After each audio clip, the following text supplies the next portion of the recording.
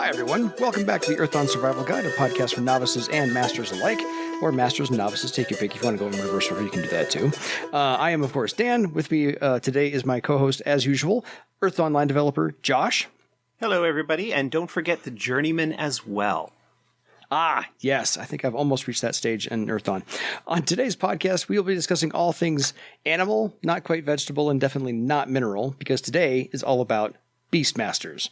So if you have any questions for us, just a quick reminder before we dive into all things feral, email us at edsgpodcast@gmail.com. Yes. So, Beastmasters. One of the lesser, in my campaigns at least, when I've been a game master, I think I've only ever had 2 people make a Beastmaster at all. And I've had 20 some odd players and 50 some odd characters, only 2 of which have been Beastmasters. So this is going to be a fun dive today. I love Beastmasters, and I've seen a lot of them in my games. Good.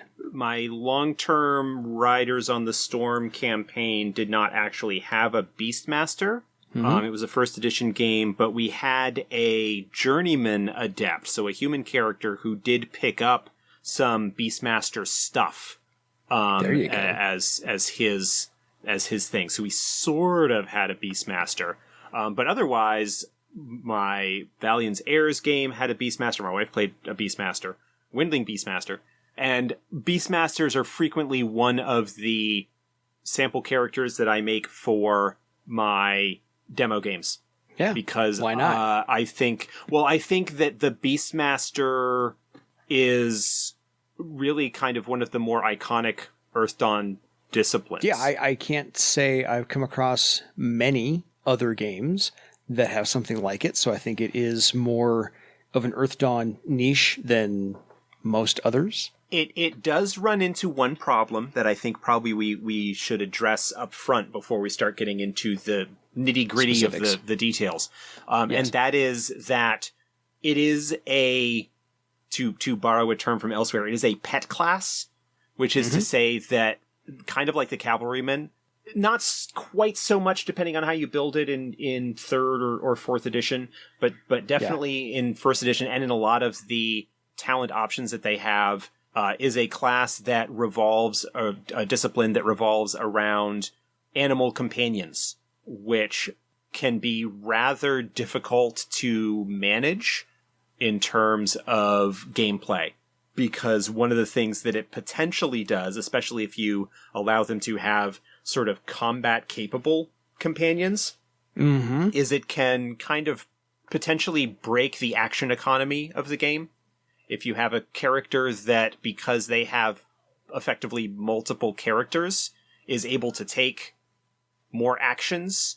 We talked about this sort of a little bit with the multi-attack stuff from like Warriors and Swordmasters and whatnot. But if you've got, a character who, and I've got a wildcat, and I've got, like 2 or 3, like I've got a wolf, and like, I mean, it's really cool. There's a lot of like flavor and role playing and cool potential there. I mean, for crying out loud, the Beastmaster discipline is largely inspired by the character of the same name from film and television, Dyre, the Beastmaster, who had animal companions that did stuff. Like, there's a lot of ferrets, stuff from pet snake and eagle, stuff like that. Ferrets, the tiger. I think it was a tiger as well that he had. You are correct, or something like that. But so, and surprisingly, by the way, that movie holds up. So the movie holds up. The syndicated TV series from the 90s holds up in its own way as well.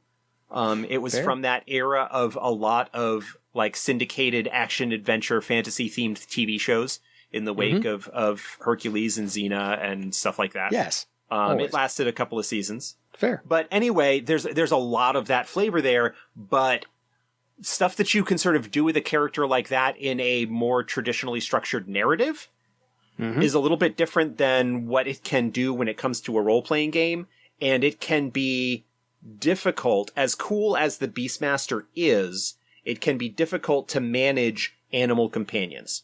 Yes. Basically, is what it comes down to. And so let's answer that question first before anybody actually writes it in. So when you have the animal companion, once is it before it's bonded to you, does the game master control the animal? Or after it's bonded to you, does the player control the animal? That's kind of how I've been trying to work that. Yeah. In my games. It depends a lot on how the group wants to handle that. You kind of maybe want to be a little bit careful to not necessarily have the animal companions overshadow the rest of the group. Because again, in the Beastmaster media, right, you've got Dyre is basically like the main character and his animal companions are sort of the supporting cast. When you're talking about a traditional role-playing group, you have the adept group, you have the player character group, the 3 or 4 or 5 or 6 or however many player characters you have. Yeah. And so then having one of those characters suddenly has 2 or 3 or 4 or whatever animal companions that go along with it as their own supporting cast can start to get a little bit unwieldy. I know that there are people who don't like handling large groups in terms of their play in general, and a Beastmaster just kind of amplifies that problem. Generally speaking, animal companions, I think, even when bonded, even, should, like, I don't have a problem with the player sort of controlling them and rolling their dice and whatnot, but when it comes to what they do, I think the game master, and this is something that you sort of need to work out with your Beastmaster player ahead of time, needs to be able to have veto authority on what they are, on what they do. Because an animal companion is still an independent entity and is still like, yeah, they're friendly with or whatever with the Beastmaster, but they are still animals with the instincts and behaviors and intelligence and whatnot that goes along with that. And so you kind of need to be careful with that. So that is definitely something to keep in mind. It is a similar problem to what you find with the cavalrymen, who we will be talking about down the road, but in a slightly different way, because where the cavalryman typically has just one pet, but everything kind of revolves around that and can pose its own logistical problems. The Beastmaster will have potentially multiple, maybe lesser creatures, and you need to kind of like figure out how you are going to deal with them, which is kind of leads us into the reason that we designed the 4th edition Beastmaster the way that it was. We'll talk about some of the specific new talents that we added, but also why the discipline talents are what they are as opposed to the optional.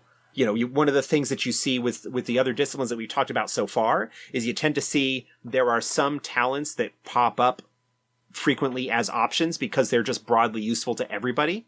You don't get as many of those with the Beastmaster because in order to do what we wanted to do with the Beastmaster as far as animal companions goes, basically you had to take up the slots with those. So that's kind of like the animal companion problem leading into, and that is part of why the design is the way that it is. So let's get to the design since we're 10 minutes in. So again, karma rituals and the important attributes, these are standard, of course, for everything. And as we've said in earlier podcasts, if you listen to them in order or out of order, it doesn't matter. Karma rituals have been pretty much left alone. They were kind of great from the get-go. And this is one where it involves them being patient enough for wildlife to come to them, or kind of cosmically asking for wildlife to come to them. And this is how I've always had people get their, I can't call them familiars because that's not quite the right word, but to get their companions, because at first circle you get small ones, muskrats and chipmunks and squirrels and whatnot. And then as you work your way up, you get slightly bigger things like maybe a robin or things like that. Like an off-brand Disney princess. Many. Exactly. One who hopefully does not sing. Well, make a female Beastmaster with a high charisma and singing as her artisan skill. There you go. Totally worked that one in. Look how we just co-opted Disney for you. Please don't sue us, Mickey. So many years ago, I found online. try it. They could care less about us. Many years ago, I found a whole bunch of circular discs called milk caps or pogs on eBay, and all of them had pictures of animals, ants and termites and worms and birds and mammals and rodents, all kinds of things. And so I'm like, great. As my Beastmaster, the one that I had that played, because two of them made character, one I had played, as they got more animals, I just gave them new pogs. And I could just pull one out at random and go, that's the one that showed up today. So it took the decision-making out of my hands to prep all this stuff, but I made myself a rule. You get one combat. Yeah, that's where you kind of start getting into the animal companion issue. The weeds. Is how many, like, combat capable animal companions do you allow? I do recall the somewhat unfortunate decision that led to my wife's Windling Beastmaster getting a dyre as an animal companion. This being in I think third edition, where was the rule set that we were playing. But whatever edition, the stats for a dyre, which is one of the like tougher mounts of the orc nomadic cavalry and so forth, was an absolutely brutal, basically charging in and stomping enemies into the dirt combatant kind of thing. Yeah. Yeah, it's the Earthbound version of a rhinoceros. It's big and mean and nasty. It's like a giant, more ornery buffalo. Way. But otherwise cuddly if you're, Yes, and very much more ornery. So, other than that, attributes, of course, are going to be charisma, dexterity, willpower. Naturally, those. Charisma because you are going to be working with and bonding with animals, and those are all kind of based off of charisma. Willpower because the Beastmaster is kind of more of a creature of the wilds, of the plains and forests and jungles and mountains, and dealing with the animals and stuff there. Not necessarily being quite so.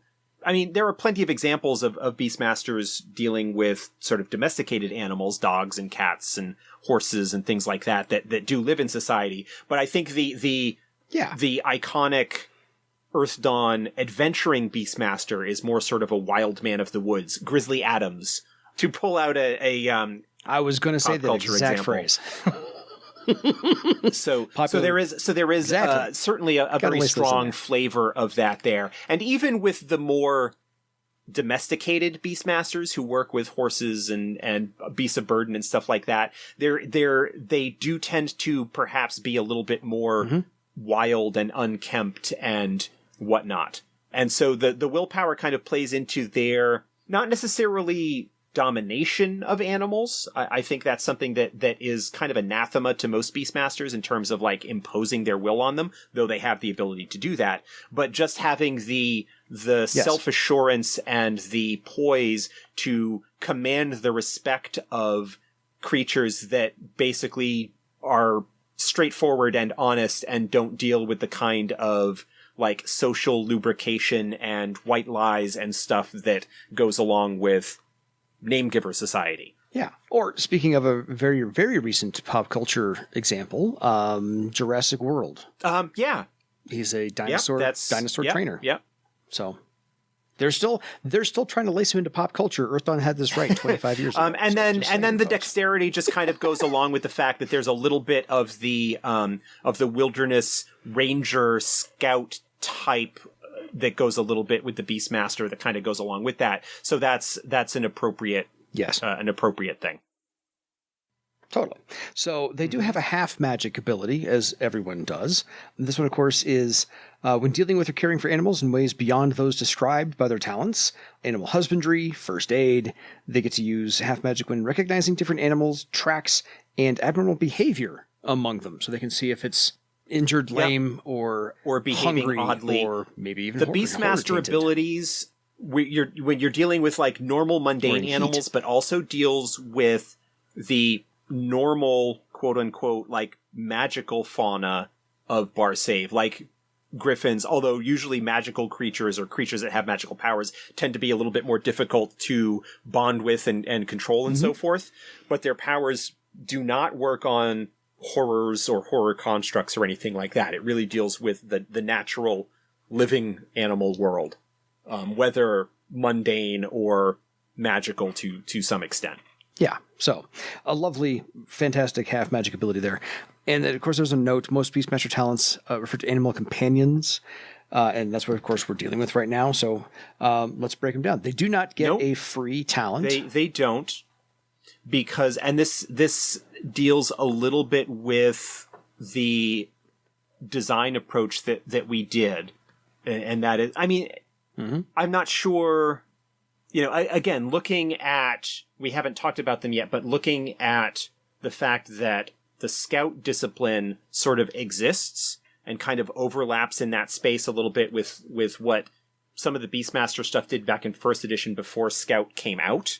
Like, like doing a tracking, I don't know, basically that the Beastmaster doesn't get a free talent. They get the higher durability as a result of that, which does kind of lean them a little bit more towards a combat flavor, just in terms of but that also just can kind of represent endurance and the ability to survive in the wilds and toughness that kind of goes along with that. Yeah, they do not get a free talent.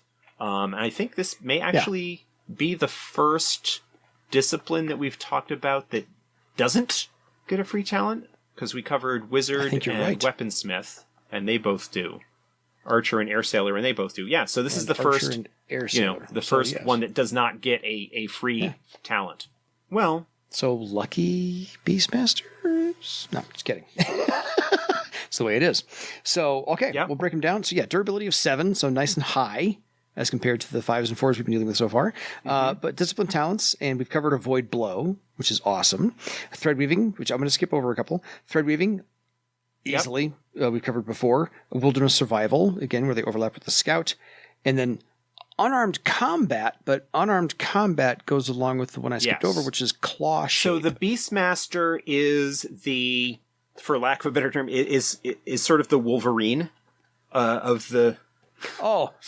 I used that exact phrase this past weekend, so I agree with you entirely, sir.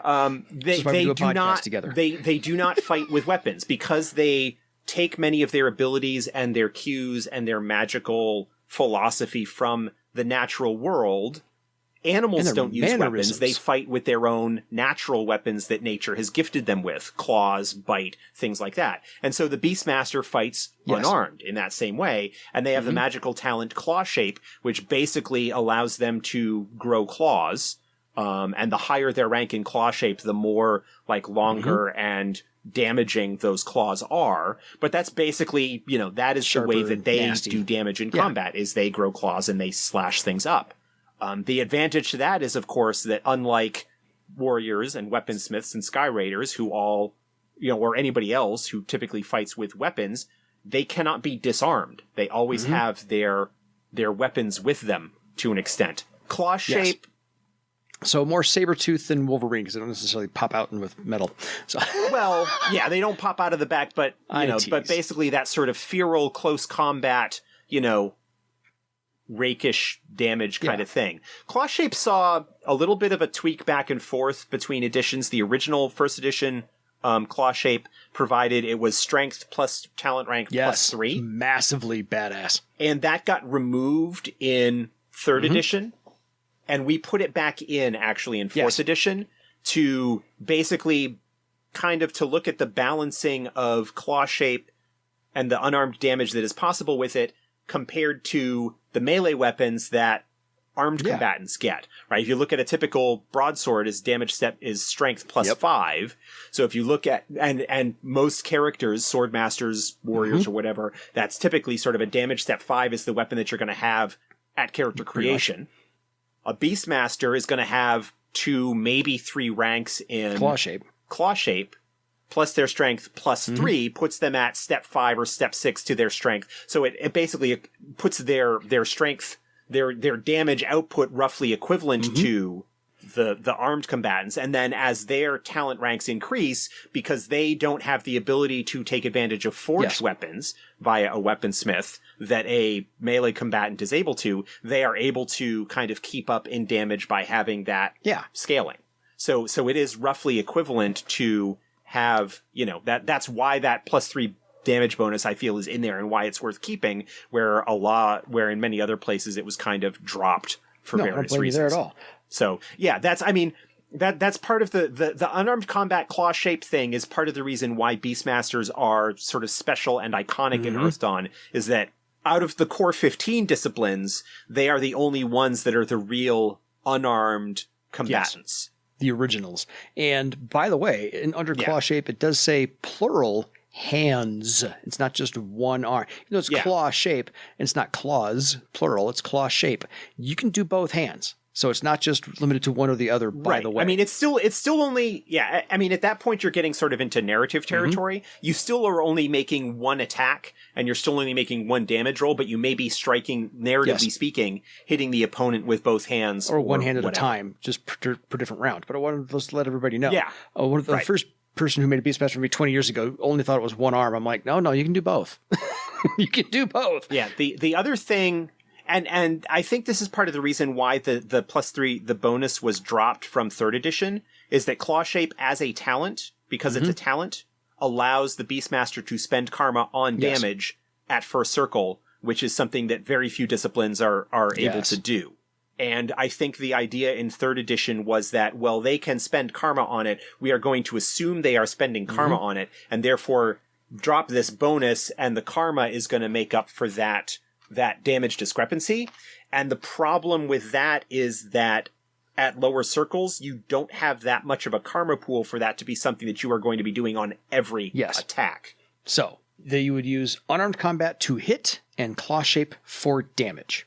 For just damage, everybody know that. and they can do a little bit more damage fresh out of the brand new character build. With karma can do a little bit more damage than a warrior or swordmaster can, but warriors or swordmasters or sky raiders typically have other talents that allow them to do extra damage as a result of rolling higher attack tests that are not really available to the Beastmaster. So they're no slouches, by the way. So we're not leading. No.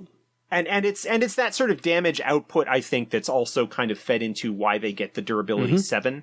They're scrappers. Do not tend to. Yeah, they are kind of scrappers. And again, one thing that you'll notice looking at their discipline talent list, and we'll see this as we talk about the discipline talents for the first couple of circles, they don't get any of the pet talents. Yeah. And we'll talk about that in a few moments, but that's something I wanted to point out now. At the moment, we've only got Void Blow, Claw Shape, Thread Weaving, Unarmed Combat, and Wilderness Survival. So just, I can't say generic, but pretty basic build of any character you'd want to have. Get your attack, you get your survival, you get your avoid blow, you're good. Second circle, they get, of course, a +1 physical defense, because, again, they are scrappers. And they get awareness, because, just as we said before, just about everybody's going to get awareness at some point in time in the first 4 circles. Right, so. But in this case, the awareness really comes into play as a discipline talent. And not an option. Because they are going to be... sort of, again, in tune with the wilds and with animals who frequently have greater perceptive abilities than normal folks. And it kind of plays into that. Whether that is, I, like, through the magic, I am able to, hear like the cat and see like the eagle and stuff like that. But that kind of plays. Yeah, this is like noticing the rabbit's warren, or noticing the bird's nest up in the tree that you shouldn't be able to find, or noticing the cave where the bats go. This is the awareness used for Beastmasters off the bat. So third circle, Dominate Beast, which sounds a little bit harsher than it actually means, but it means to be in control of. Yeah, this is they get the ability to short-term control an animal. This can be, depending on your perspective as a game master, can be a really annoying talent to deal with, because it means that you need to be like, oh, I've got a Beastmaster in my group with Dominate Beast. I can't just throw a single animal at them, because the Beastmaster is likely to just dominate it and send it away. Or dominate it and take it on as a new friend. You're like, oh, crap, enough to feed that thing to. Yeah. Look what you brought home again. Or, I attack them with a group, the Beastmaster dominates one of them and uses it to fight the others. But it is useful for any type of Beastmaster, not just the pet build, and does kind of have the connection with animals that goes. I can certainly understand if somebody is taking a direction with the Beastmaster that is less dominating, of animals, like in terms of how their relationships with them are, to maybe not be thrilled with that being a discipline talent. Totally understand that, and the two things that I would do is maybe talk to your game master about either using the optional all talents to advance rules, which is basically the old first edition style, or swapping it out for something that you think is maybe more appropriate. Swapping it out perhaps for animal training or animal bond or one of the other sort of talents along those lines. I could easily swap one of those out if they wanted to go more of that build as well. So fourth circle, because they get a +1 social defense. And again, social character, mostly with interactions of animals. Mostly in interactions with animals, but it does basically allow them to be pretty decent in social situations as well, interestingly enough. Which is weird for the mountain man, Grizzly Adams type. Yeah, I do pretty well socially. You do? I didn't expect that. So one of those things. Nice little change up there. But fourth circle, before we get to the options, Great Leap. Yeah. And again, this is a sort of like they have the ability to sort of mimic animal powers. The expression of their abilities are all going to kind of be like, if you want to think of, again, to draw kind of a couple of pop culture references, maybe Animal Man from DC Comics, who has the ability to duplicate the powers of any animal. I was thinking nearby. Manimal from the original TV series back in the 80s. Or Manimal was the other one that I was thinking of. I'm impressed with both the same pop culture references. That works for me. So yeah. Well, we are both geeks of about the same age. So I think sadly I'm older. Damn it. And so Great Leap is you've got animals that have great cats that have bounding abilities, jumping abilities, or things like that. And so that would be very again, in some ways the talents that are presented are kind of maybe seem like not particularly flavorful in terms of their description, because they are maybe available, like awareness is available to a bunch of different disciplines. One of the things to keep in mind with disciplines and with your player character is that it is a magical philosophy, and I would recommend that you kind of figure out how your character's magic style is expressed through these things. That, I talked about, like the way that a weaponsmith approaches melee weapons is very different from the way that a warrior would.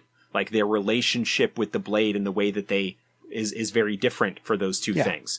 The way that Mystic Pursuit, for example, is different for an archer as opposed to a wizard, both of whom have access to it.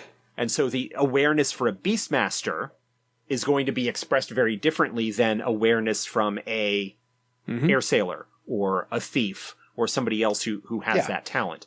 And Great Leap, likewise, is going to be different for the way that a Beastmaster kind of views their magical jumping ability as opposed to another discipline. Yeah, because they would look at it through the lens of, and they'd have to filter their magic through the lens of that talent. And for like Great Leap, for instance, kangaroos, not that they exist in Earth Dawn, but just let your player kind of go through that mentality. Well, not in bar save, at least. Yes. But also jumping frogs, tree frogs that do massive amounts of jumping that way. Or I've seen a pet house cat scale a 6-foot fence easily. Yeah. I've seen a dog, literally, a short little terrier, actually jump over a 5-foot fence and clear it completely. So those are your Great Leap abilities to think of. That's not just a horizontal thing like a kangaroo. It's occasionally a vertical thing like those other creatures. So that's the lens to kind of take your magic and filter it through. So some options in the first 4 circles. Acrobatic defense, which again is jumping, pirouetting, and getting out of the way of things. So that makes complete sense. Sort of a nimble animal twisting and writhing and whatnot to avoid getting hit. I can imagine it kind of is a corollary similar to avoid blow in some respects. I could so imagine somebody's serpentine like that. So yeah, that would be great. Animal bond, and of course, here's where we get into the actual meat and potatoes of the Beastmaster. Basically, if you're going to be doing a pet style Beastmaster, animal bond, likely animal training, which is the next one on the options list to go along with that. Those are both really, really handy to have in terms of your ability to, you definitely want to do animal bond as a talent because you can spend karma on it and you can advance it more quickly. It does allow you to bond more difficult animals and to do it more rapidly than you would if you were to do animal bond as a talent, as a skill, which does have some limitations. Animal training as the talent, again, allows you to do a little bit more than the skill does. In addition to teaching tricks, you can also actually, with Game Master permission, give it skill ranks, to enhance its attack tests and things like that. One of the weaknesses of animal companions in earlier editions is that there really wasn't much in the way of a mechanism to advance them along with your player character. And so an animal companion that would be appropriate for a novice character, right? You're starting off with a wolf or a mountain cat or, something along those lines whose defenses and attack steps and everything are sort of on par with the Beastmaster and the other members of the party. As they advance and they start facing more difficult challenges, the animal companion at that point is no longer really able to contribute or keep up. And then at that point, maybe just sort of becomes a liability, which is kind of a problem if you are actually dealing with something where you've got a strong relationship with the animal companion as a character and something like that. And so, we added in the ability for animal training to allow you to enhance the abilities of the animal to help keep a little bit better pace with the increasing steps and difficulty numbers of the group that they're traveling with. To let it grow with you. Yeah. And there are a couple of more examples of that we're going to come across here. Next up on the list is Borrow Sense.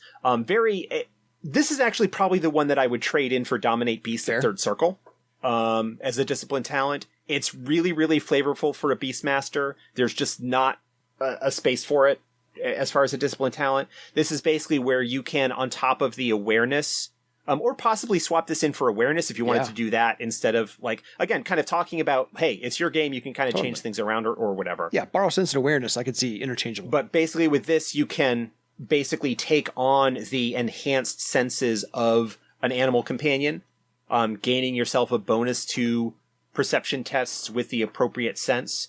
And the write-ups for the animals do kind of let you know what those are available. This even does allow you to pick up more unusual senses, like, say, the echolocation abilities of a bat or things like that. So there's definitely a lot of interesting potential there. And again, it's an ability that, if we go back to Dyre, the Beastmaster, was basically something that he had. Yeah, I think he used the eyes of an eagle at one point in time in there. And again, that might have been the basis of this because it predated this by about 10 years. So yes, why would you not use Borrow Sense at all? I could easily say swapping that out for Awareness without any muss or fuss, period, no matter what. Yeah.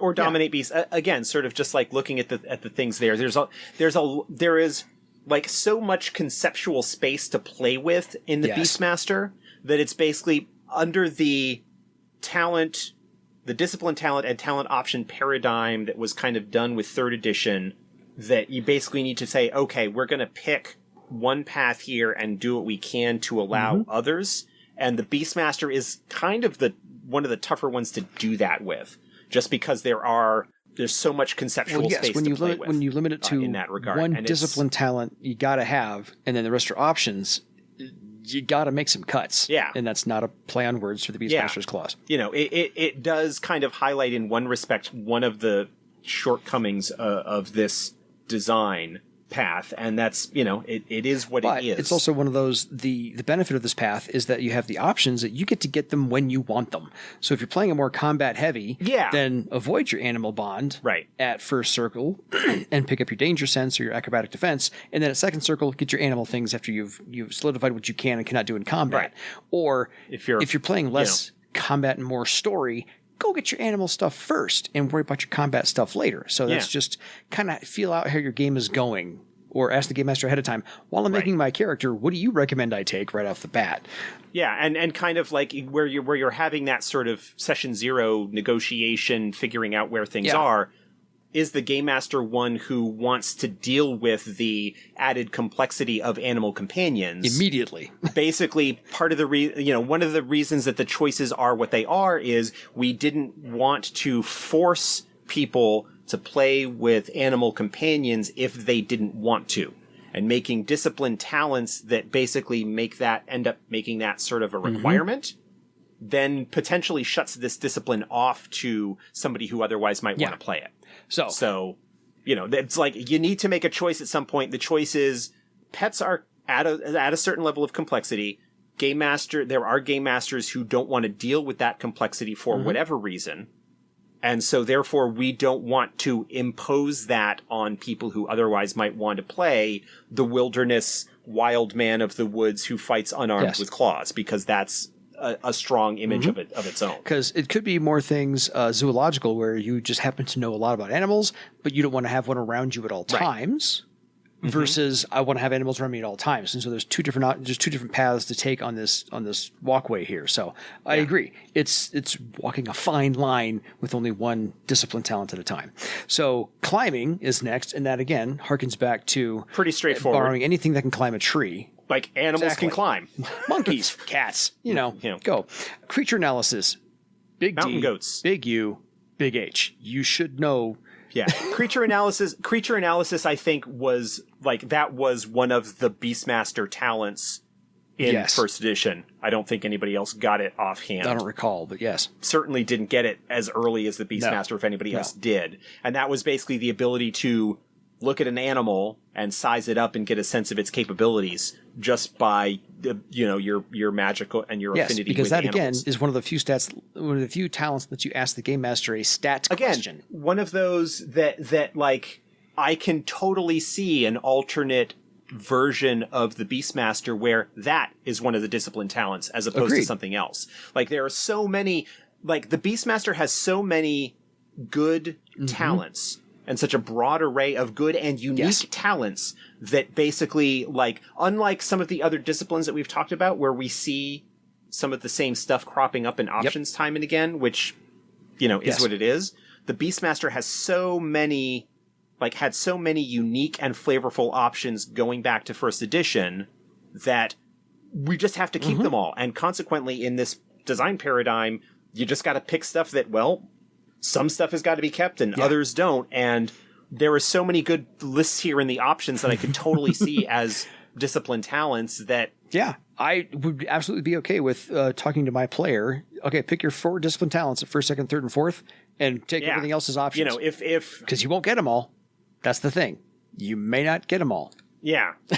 and that's, that's the thing, is that there are more options than there are slots. Option choices available than there are slots, and so you do need to make choices. You just kind of go from there. So creature analysis, done. Creature analysis. Yes. Easy sell. Next up. Danger sense, because a lot of animals do have that, I can't say sixth sense, but heightened senses to be aware of. That's why you can call these things a skittish animal. Awareness of danger and stuff like that. Absolutely. Back to Peter Parker's spider sense, which is not a real animal. Anyway, then of course you have enhance animal companion, which is again along the lines. This is a new talent. Yeah, this is a new talent that we came up with. This was one of the, like, as I was approaching 4th edition, it's like, okay, having played with a Beastmaster player character in my group from brand new characters all the way up to, I think she actually got to 9th circle by the time our game wrapped. So like a long haul, long experience with a Beastmaster who had animal companions and whatnot. And recognizing that one of the weaknesses is that the mountain lion animal companion that she started with, as the game went on, had a hard time. What I originally came up with was a thread item that was a collar that the Beastmaster wove threads to, but it was a collar that the animal wore that provided bonuses to the animal's ability to basically allow the cat to keep up. And basically went, well, what if we basically make a talent that allows the Beastmaster to do this, to increase selected stats of the animal to allow them to grow with their partner. And that's basically where this came from. Again, it is a pet focused talent. Cool. So if you're not dealing with a pet style Beastmaster, it's got to be an option, but that's where this came from. And it was just basically at that point a matter of, okay, what things can it increase? What is the mechanism by which that works? And that sort of thing. And it is, I like to think, at least from what I've heard, pretty popular in terms of people who are looking at the redesign of the Beastmaster and say, "Hey, this is really cool because it allows this to." Does it allow be anything done. to do with karma for the animal? Does the animal get to use karma? Not as written, because most animals don't have karma. Had to ask. I don't know whether there are some knacks and stuff that go along with it. I know there are some knacks for Enhanced Animal Companion, I think, that allow you to apply masks to your animal to provide even like some different flavors there. One of the other things that I actually sort of do want to address here, and like a lot of this has sort of been talking about, because so much of the numbers and the mechanics of the game system kind of revolve around combat, a lot of this is like looking at ways to continue to make the animal companion continue to be able to contribute to some extent in combat. And that is not the only way that an animal companion can contribute. I mean, Dar had the ferrets. Dar had the eagle that did, those are not fighting. Yeah, those are not fighting companions. You can still use Enhanced Animal Companion to say boost perception or to boost, things that like would allow those companions to be able to contribute in their own way if you are doing that. Don't think that the only way for a Beastmaster Animal Companion to contribute to the game is in combat. Is fighting. Yes. That is obviously a very popular avenue, but it is part of the reason why Animal Companions add a certain amount of complexity and why they can be difficult, why Game Masters might be reluctant to have them. But yeah. Obviously, having a combat-capable animal companion is a popular idea. Therefore, well, let's make some tools available that allow that. But it is not the only way. That's why I limited as a game master myself. I already told him ahead of time, you're going to get one combat-applicable animal. Other than that, you got to get creative with the ones I give you. Because it's nature. You don't get to pick them and choose them. I send them to you. You get chipmunks and muskrats and so forth and so on. So, not always going to be helpful. But they can eventually, with Animal Companion, Enhanced Animal Companion, get a magical creature like a Zoke or a Trojan or a Krogan or a Hatawa. Or a Griffin. Yeah, but even like those, I mean, Griffins are one thing, but like the Hatawa and the Trojan, both of which are sort of like alternate mounts for cavalrymen and whatnot, those aren't really magical creatures. Like, they don't have any magical abilities the way that, say, a lightning lizard does. I mean, they are not the Trojan is basically just a species of cat, of great cat. Yeah. Right? The Hutawa is a little bit weird in that it's kind of like a griffin without wings. A little bit. Kind of thing. I mean, it's cool, but it's basically like, I mean, the same way that you've got like the Dyre is not magical. It's just really big and strong. So, like, these are maybe exotic as we would consider them as creatures, but they're not magical in the sense of them having really magical powers. Exotic was the better word. So, my slip up. Yes. All right. And then we get, of course, to Stealthy Stride, which again is walking like a cat, which used to be called Cat's Paw. So, it's moving quietly. We're done. And then Tracking, which again, big D, big and Tracking. Again, like if you're talking about you're talking about sort of the wilderness ranger type. If you've got creature analysis, then tracking goes hand in hand, because you should know both about how to. I'm tracking this animal. I'm either hunting it or I need to get it out of my farm. Well, I mean the creature analysis goes because the tracking the Beastmaster half magic ability like allows them to identify tracks and to be able to tell stuff like that. Along those lines. The creature analysis kind of goes even a little bit deeper than that ability does. So, like, very clearly an appropriate talent. Beastmasters had tracking back in first edition. That's not anything new to them as far as the wilderness icon that goes along with that. So, there's your first 4 circles, and they're again a very nice sturdy foundation for all of that. 5th circle, they actually get Cat's Grace. You automatically succeed at a test to maintain balance, and which is not including knockdown, and may. Not including knockdown. So if you get wounded or whatever, you might still get knocked down by that. But you can stand up as a simple action with no cost, no test, no strain. You're good. Yeah, basically the Beastmaster gets the jump up at 5th circle, gets the jump up combat option at no cost for free. Like they don't need to make. So basically, like, you can knock them down, but they will get back up again. You're never going to keep them down. Thank you, Chumbawamba. Everybody needs a little thump in their life. But, like, this automatically succeeds at test to maintain balance. Like walking along a tree branch or narrow bridge or something along those lines. Like, that's an animal ability. Totally. You know, they can do that. That's fine. Yep, spider monkeys on a rope.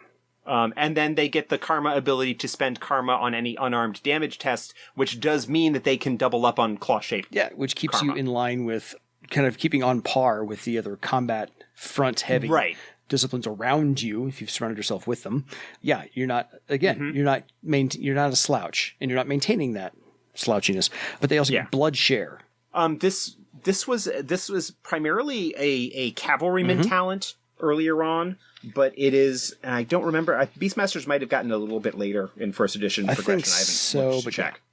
But it basically allows you to take on damage yourself that a loyal companion is suffering, which, given the relatively lower health ratings of animal companions, is something that absolutely makes sense for Beastmaster to do, or just in general to, like, oh, I've come across an injured animal in the wild, I'm going to heal it by taking on some of its hurt on myself.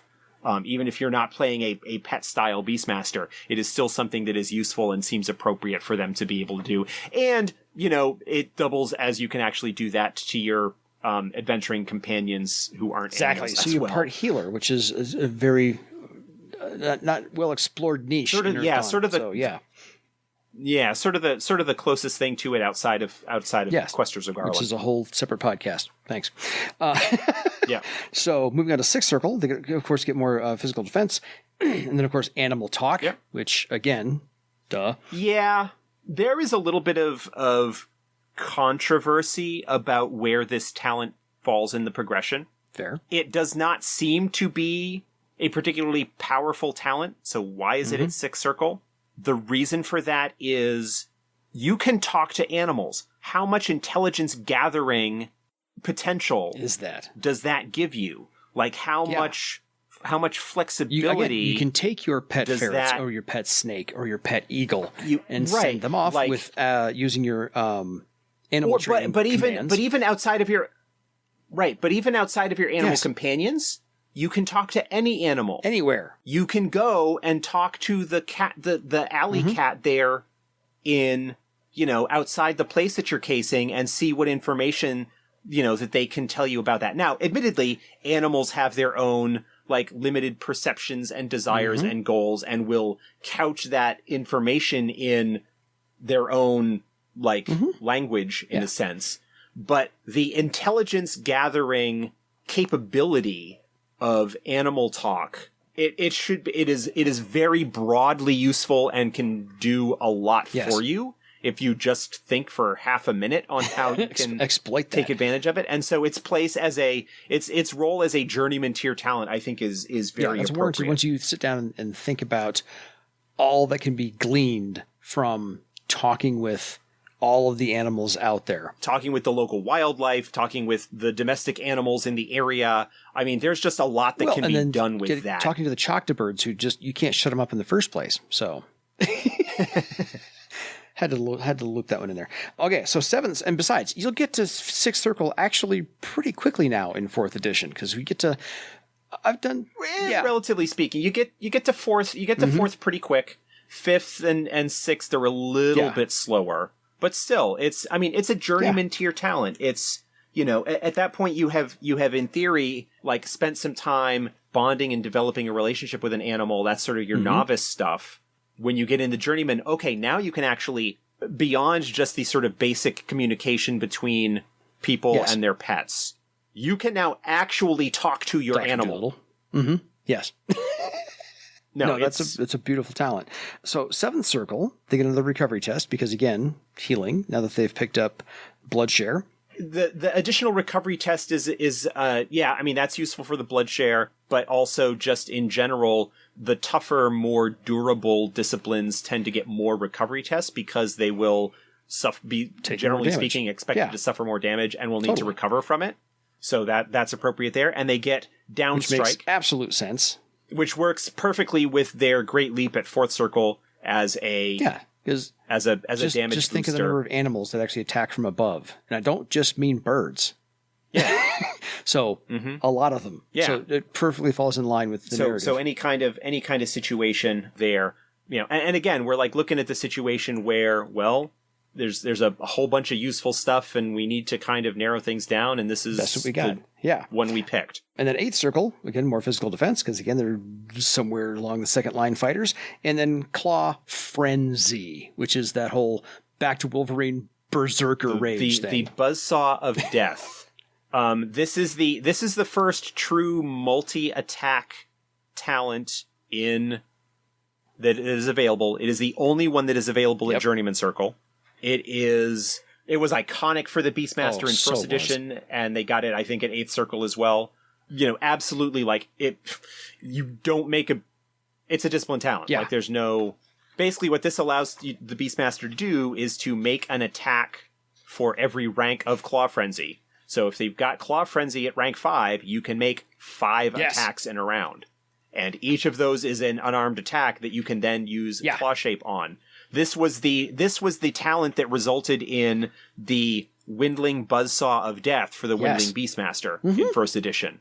Because you would have Claw Frenzy allowing multiple attacks. You would have a high, at that point, pretty high ranking Claw Shape being added onto your strength. Each of those you can spend a point of karma on. With the Windling, in first edition, the Windling D10 karma and having a 60 karma pool. This was where the Windling Beastmaster would blow all of their karma in 2 rounds of combat, because they would spend a point of karma on each of the attack tests and then a point of karma on each of the damage tests, and they would just blow through karma like water. It became the blade in a food processor. Yeah. That's it. And just the amount of potential damage in first edition, the amount of potential damage output there was just ridiculous.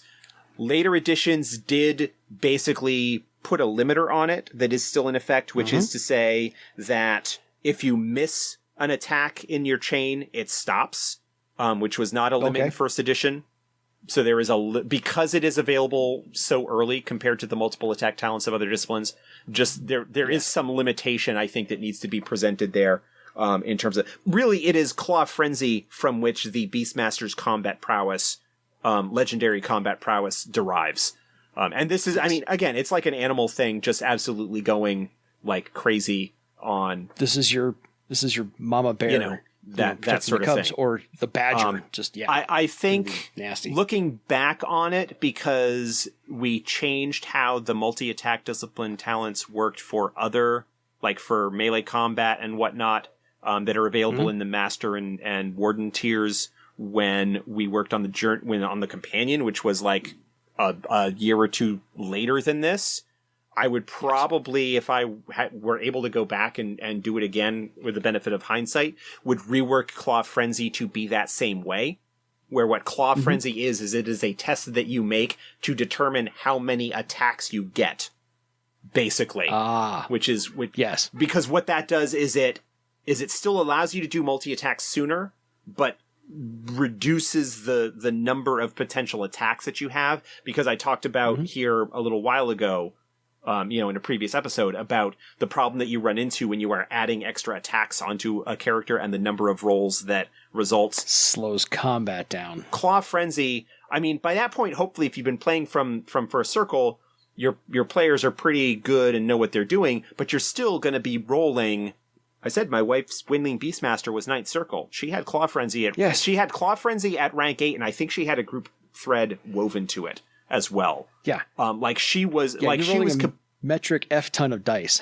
Like, even with her massive dice collection, she was having to make like multiple rolls and things like that. And that just eats up time. Yes. So, but regardless, Claw Frenzy still pretty much works the way that it has. If you miss an attack in the chain, it does stop the chain. Yes. So that if you... So don't miss your first one. Well, but it still has the potential for absolutely explosive damage output in relation to any other discipline. Which is just along the vein of the explosive dice that Earthdawn uses, so I applaud. So anyway. I approve. So that's the 8 circles of discipline talents. We have one last little bit of talent options you can get from 5th circle on. So Animal Companion durability, again, you can make them... Yeah, this is Mount Durability just applied to Animal Companions. It basically allows you to increase the death and unconsciousness ratings of Animal Companions. Yeah, you make them hardier to, again, grow along with you, because you are. Animal Possession. Yep. This is where you, as opposed to Dominate Beast, where you just kind of control it, In this one, you actually take over the animal's body for a period of time. And you live as one for for the duration of the talent. So if you are a werewolf fan, this is your jam. Well, sort of, yeah. As in being werewolf, not the role playing game. Battle bellow. This of course just goes along with like an animal cry. Yep, so, a roar or that sort of thing, intimidating opponents, but also like supporting your pack, your allies, that sort of thing. Yeah, totally. Call animal companion, because of course you have to have animal bond before you can call one. So yes, this is an option. But basically, like if you have animal companions, it allows you to actually like bring them to you from far away, from outside of the like standard communication range where you would otherwise be giving commands. Yes. Cobra Strike, which just happens to be named after an animal itself. Yeah, so it's an initiative booster, allows you to strike quickly in combat, and gain like a cobra. Bonuses. Yeah, like a cobra, and gain bonuses as a result. Iron Constitution. We talked about this. This is basically poison and damage poison and disease resistance. Again, like animal, like wild toughness kind of things like that. Yes, because some animals don't get the same diseases and viruses that humans do. So by all means, why would you not borrow that power? Again, one named after an animal. What do you know? Lionheart. It's an anti-fear. We talked about this before, I think, with Weaponsmith. It's an enhancement against like fear and intimidation stuff. Again, kind of taking on the aspects of the animals to boost yourself. Yes. Sprint, which I think is the first time we've actually talked about sprint, because it used to be in archers, but it's not anymore. Sprint basically just is taking on enhanced speed, which is appropriate because animals are faster with 4 legs or be able to fly or things like that. Swift kick, which is basically a second attack. It's an extension. Yeah, it's an extension of unarmed combat. Really, gives you an additional attack using things other than your hands. You're using your feet or whatever also as a weapon. Totally.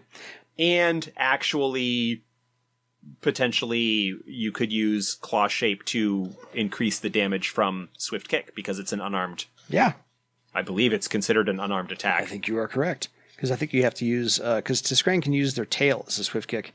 Right. So yeah, go with the Tiskrang Beastmaster, and you're a bad mamma jamma. So we can go with that.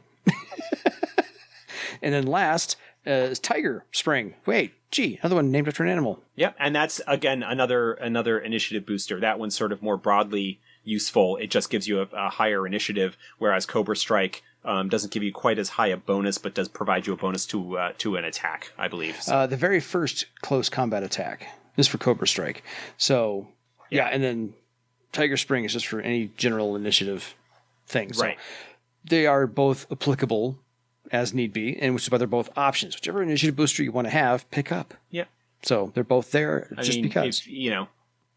So again, kind of looking at that and saying, one of the things that you'll notice here, we had talked about the Beastmaster having charisma as an important stat, and consequently being better in potentially being like more social than others. One of the things, though, that they do not have in their options are conversation, first impression, etiquette, diplomacy. Like, they don't have any of the talents that would enhance their charisma with name givers. Other name givers. Yeah. So while they will have a higher charisma, they don't have any of, like, they can take skills that will enhance that if they, like, so the ones that are available as skills, they can certainly do that, but they do not have the magical backing to do the social mojo with people, which is totally appropriate, for what they are. They don't deal with people, they deal with animals. Preferably. Like all of the, like, the other disciplines that we've talked about here will all have a smattering of social talents in their options, to go along with that to a greater or lesser extent. The Beastmaster doesn't. They are not a social discipline, despite having a high charisma. They're not really a social discipline or have a social theme the way that a swordmaster or a troubadour or a weaponsmith might have as sort of a secondary thing. Their social thing deals with animals. Yeah, they're a bestial ruffian. Yeah. So, bestial ruffian. So... So that is definitely something to keep in mind, is that while it is certainly possible, depending on your group makeup, that the Beastmaster might have the highest charisma in the group, depending on how they built themselves, and what other disciplines are in it. Yeah, they're probably not really suited to. I mean, at that point, if they are, then they might end up sort of being the face of the group. But their approach to that, they are not. Again, they deal with animals. The animals don't deal with artifice. They don't deal with flowery language and deception and white lies and the social lubrication of, civilization. And so a Beastmaster, despite having a high charisma, is probably not going to be, is not actually particularly well suited. They don't have the toolkit in their discipline to be a face or a leader or a social type character. No. Animals only deal in truth. Animals are black and white. They do not lie. So I expect a Beastmaster to be kind of the same. Yeah, being very, very sort of blunt and forthright and whatnot. But yeah, the Beastmaster is great. I really like them. I have seen them a lot. I love making them available to newer players because they are a little bit different. They kind of fill one angle of the traditional, like, sort of ranger paradigm that you see. Yes. Players who typically like playing rangers in D&D or similar games tend to be drawn to the Beastmaster, if not to the Scout. Yes. Several of when we get to the Scout, we'll talk about this more, but several of the Scout's options allow them to be a little bit more Beastmastery, depending on how you build them. The unarmed combat and claw shape, the animal companions, and the stuff that you can do all tied with animals give the Beastmaster probably one of the more iconic and unique choices of talents and talent options that you could hope to find, I think, in Earth Dawn. And, up there with the Swordmaster, I think, in terms of, like, iconic, archetypal Earth Dawn disciplines. And not many others. Yeah. Yeah. This is specifically Earth Dawn, not much overlap with any other fantasy game out there. So this is, I'm with you there. So we hope we have given you some building points and some ideas on where to take your Beastmaster down their path. Yeah, we did a lot of our analysis here talking about, like, the animal companions and stuff like that back at the beginning. So there's not a whole lot here to wrap up with. The Beastmaster is sort of like with the discipline talents and whatnot, and if you choose to change them around for a different approach, that's fine. The Beastmaster, I think, has a lot more flexibility in that regard. But the Beastmaster is sort of considered a sort of combat-y type, even going back, again, because, like we talked about, the claw shape, the unarmed combat, and the claw frenzy, like, those things just on their own kind of contribute to the Beastmaster being something of a combat animal. Something of a beast in combat. Even if they don't get the frenzy until later, they're scaling damage with claw shape and the karma that can go along with it, and the other sort of animal related abilities that they can pick up certainly can make them a valuable combatant. If you don't have other frontline stuff, they can certainly fill that role. They don't tend to be wearing the heavier armor. And so as a game master, you might want to look into making, like, threaded hide armor or some other kind of defensive thread item available to them to increase their armor protection or boost their physical defense to make it harder for them to be hit and suffer damage. Yeah. Just because thematically it doesn't really make sense for a Beastmaster to be running around in chainmail or plate mail or anything like that. True. Leather armors and hide armors are typically what you see with them. And especially where you don't need to worry about providing them with a magical weapon. Yes.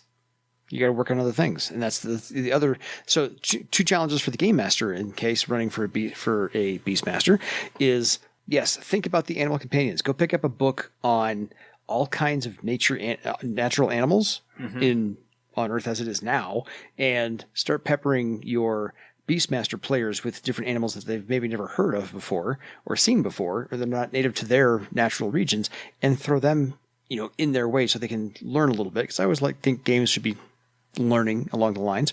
And secondly, as you said, think of different magical items other than weapons, because Beastmasters have no use for them. And the other thing to think of as a game master is ways to perhaps leverage animals in your adventure design, whether they are animal companions or some other source of information or whatever within sort of your adventure.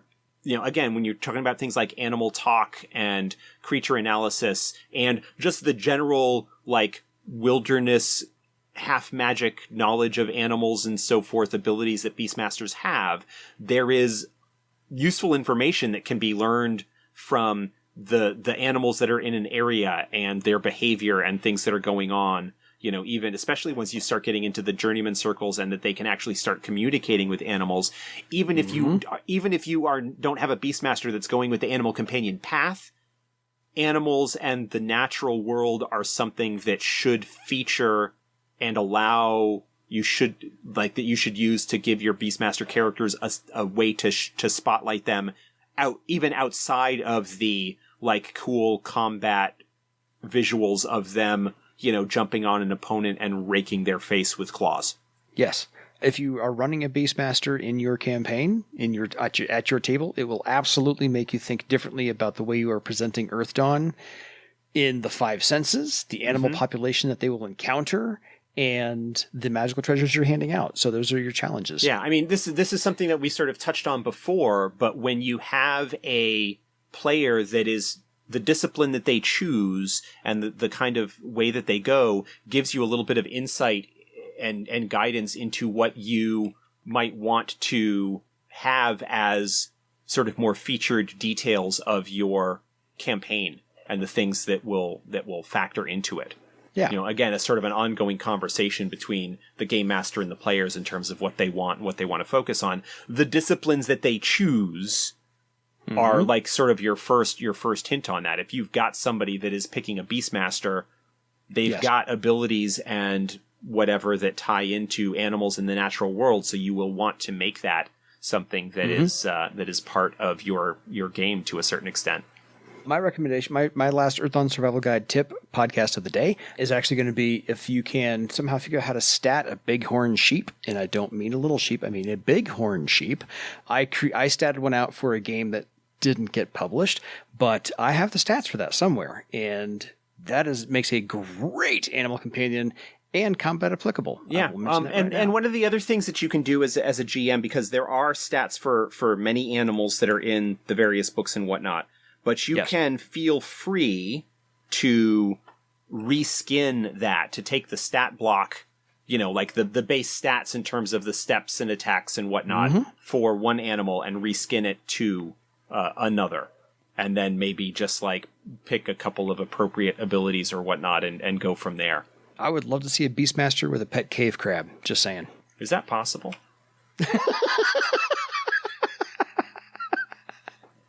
It's an animal. Well, there are... It's a large insect, but yes. Well, no. I mean, it's not... crabs, they're not insects. They're related to cockroaches. Crabs and lobsters are related to cockroaches, so they're underwater insects. Cave crabs are not suitable as animal companions. So in the GM's guide, one of the things that we did in the GM's guide is like all of the animals that are appropriate or suitable to be animal companions. Yes. Have that called out as part of their descriptive block. That is not mentioned. Rules lawyered. That is not mentioned for the cave crab because cave crabs are nasty. And some of the more powerful creatures that are suitable as animal companions will typically have willful have ranks in willful, which basically make it harder to bond them as animal companions. Like the griffin, I think, has basically like when you're doing the animal bond, you need extra successes in order for it to work. Yeah, so like there's a bunch of it. There's like the wild boar, the behemoth, which has willful too. Yep, that's an 8th circle like equivalent thing. So exploding dice are your friend. Yeah. But this is Josh's tip. Look at the Game Master's Guide and see what is and is not suitable for an animal companion first. Yeah. And it also calls out ones whether they're suitable for mounts or not as well in the same way. Yes, a very helpful tip from 4th edition that was not in previous editions. So, cool. Thank you, folks, for listening, and we hope we've entertained you enough on this one here. If you have any questions about anything regarding the Beastmaster, please, or animal companions or animals, send us a quick question, and we'll give you as brief an answer as possible at edsgpodcast@gmail.com. And as always, if you like what we're doing and you are subscribed via your podcasting application of choice, it would be great if you could leave a review or something like that on those, because that drives visibility of the algorithms where people are interacting with things like that. And while it's great to... The point of this is to spread the word of Earthdawn. and while it is great to get, like 2 to 3 emails for, every week or two from people who like the show and like Earthdawn and whatnot, having that on podcasting app, whether that's iTunes or Google Play Stitcher or wherever you might be, Stitcher or wherever, if they have the option to do that, then by all means do that, because then people who might come across it will see that it is enjoyed and of high quality. And even if you don't have a question, email us your love story about Earthdawn. We like hearing those as well, because that just reinforces that we're doing this for a good reason. Yeah, if it's not a question, we might not read it on the air, but we will certainly enjoy it. We will certainly enjoy it. And of course, as always, you can find me on Twitter. You can find me on Facebook. There's the Facebook Earthdawn Guild, which has a bunch of great people. There's the FASA Games forums, which are kind of quiet but go through little surges of activity now and again. There's the FASA Games Discord as well. Links to all of those things are in the show notes, which you can enjoy. Yes. So that wraps it up for this episode. So time for you to go make your own Beastmaster legend, Marcus. Good night, everybody.